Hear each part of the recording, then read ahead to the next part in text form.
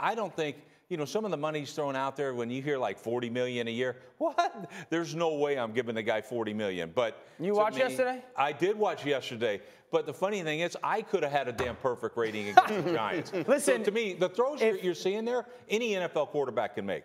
Any NFL quarterback. And I've been saying this for a couple weeks, if I'm Dak Prescott, I'm not taking the contract from the Cowboys. Because they're obviously not meeting the number that I want and the number that I feel I deserve. I've never been hurt, so that's not a concern of mine.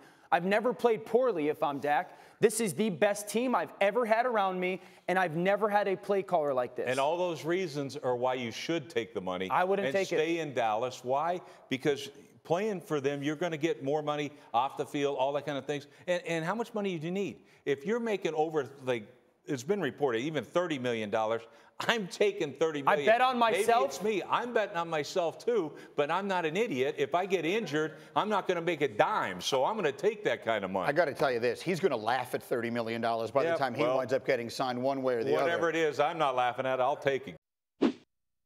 What's the latest you're hearing? Well, when imminent means like any minute, right? That's what we're looking at. And Jerry Jones is the owner, president, and general manager.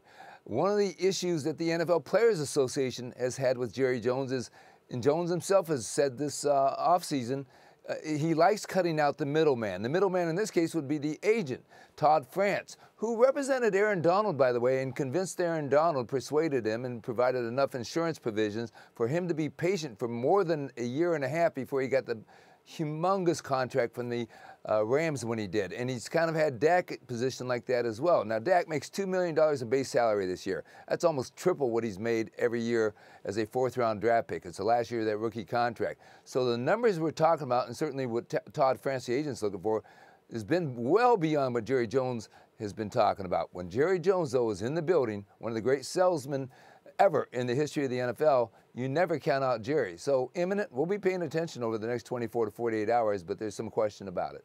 Imminent is certainly more revelatory than the amputation metaphor he came up with a few weeks ago to describe the situation with Dak. So we'll see what happens. More, sit tight. We've got more with you in a second. Greeny?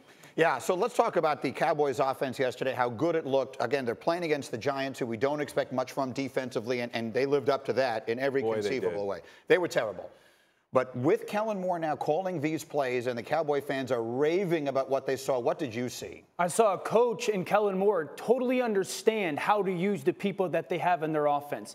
He utilized play action, but not only just play action, but it was the kinds of play action where multitudes of guys putting people in front of linebackers in different ways. Play action getting Jarwin down the seam. This guy doesn't get wide open in the NFL just because. You're going to see Randall Cobb getting wide open. Amari Cooper one-on-one on the outside. And so Dak Prescott is never had the talent that he has around him before in his career, and he's never had a coach totally understand this is what you do well. These are the players that we have. Here's the tools to go execute it at a high level. Well, the thing I was blown away by was the protection.